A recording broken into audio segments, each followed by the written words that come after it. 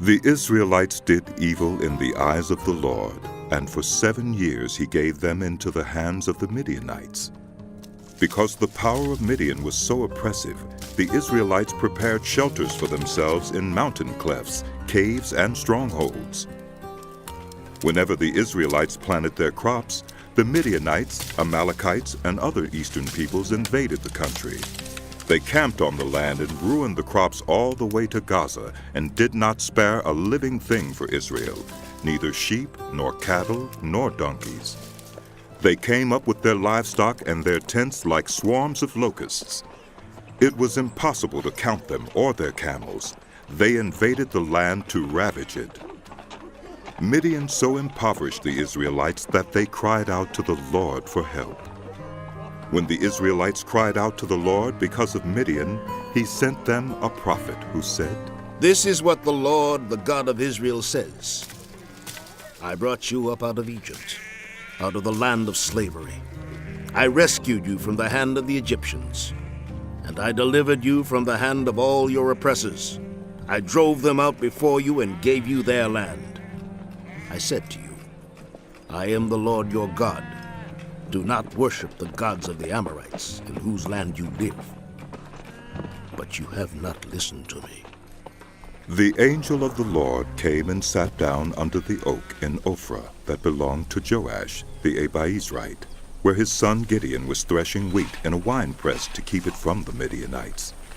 When the angel of the Lord appeared to Gideon, he said, "The Lord is with you, mighty warrior." "Pardon me, my lord." Gideon replied, "But if the Lord is with us, why has all this happened to us? Where are all his wonders that our ancestors told us about when they said, 'Did not the Lord bring us up out of Egypt?' But now the Lord has abandoned us and given us into the hand of Midian." The Lord turned to him and said, "Go in the strength you have, and save Israel out of Midian's hand.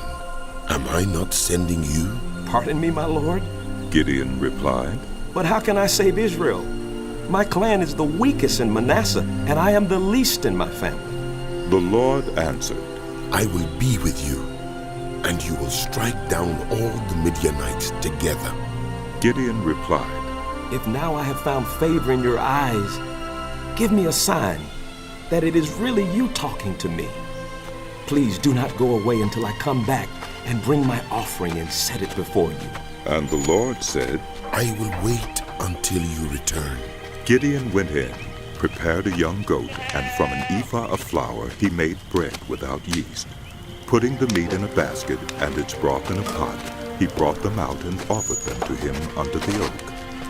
The angel of God said to him, "Take the meat and the unleavened bread, place them on this rock, and pour out the broth." And Gideon did so.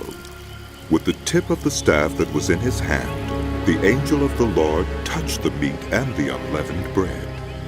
Fire flared from the rock, consuming the meat and the bread, and the angel of the Lord disappeared. When Gideon realized that it was the angel of the Lord, he exclaimed, "Ah, sovereign Lord, I have seen the angel of the Lord face to face." But the Lord said to him, "Peace. Do not be afraid. You are not going to die." So Gideon built an altar to the Lord there and called it, "The Lord is Peace." To this day it stands in Ophrah of the Abiezrites. That same night the Lord said to him, "Take the second bull from your father's herd, the one 7 years old. Tear down your father's altar to Baal, and cut down the Asherah pole beside it. Then build a proper kind of altar to the Lord your God on the top of this height. Using the wood of the Asherah pole that you cut down, offer the second bull as a burnt offering." So Gideon took 10 of his servants and did as the Lord told him. But because he was afraid of his family and the townspeople, he did it at night rather than in the daytime. In the morning, when the people of the town got up, there was Baal's altar demolished, with the Asherah pole beside it cut down, and the second bull sacrificed on the newly built altar. They asked each other, "Who did this?" When they carefully investigated, they were told, Gideon, son of Joash, did it. The people of the town demanded of Joash, Bring out your son. He must die, because he has broken down Baal's altar and cut down the Asherah pole beside it. But Joash replied to the hostile crowd around him, Are you going to plead Baal's cause? Are you trying to save him? Whoever fights for him shall be put to death by morning. If Baal really is a god, he can defend himself when someone breaks down his altar. So that day they gave Gideon the name Jerubbaal, saying, Let Baal contend with him, because he broke down Baal's altar. Now all the Midianites, Amalekites, and other eastern peoples joined forces and crossed over the Jordan and camped in the valley of Jezreel. Then the Spirit of the Lord came on Gideon, and he blew a trumpet, summoning the Abiezrites to follow him. He sent messengers throughout Manasseh, calling them to arms, and also into Asher, Zebulun, and Naphtali, so that they too went up to meet them. Gideon said to God, If you will save Israel by my hand as you have promised, look, I will place a wool fleece on the threshing floor. If there is dew only on the fleece and all the ground is dry, then I will know that you will save Israel by my hand, as you said. And that is what happened. Gideon rose early the next day. He squeezed the fleece and wrung out the dew, a bowl full of water. Then Gideon said to God, Do not be angry with me. Let me make just one more request.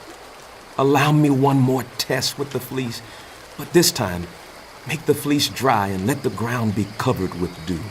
That night God did so. Only the fleece was dry. All the ground was covered with dew.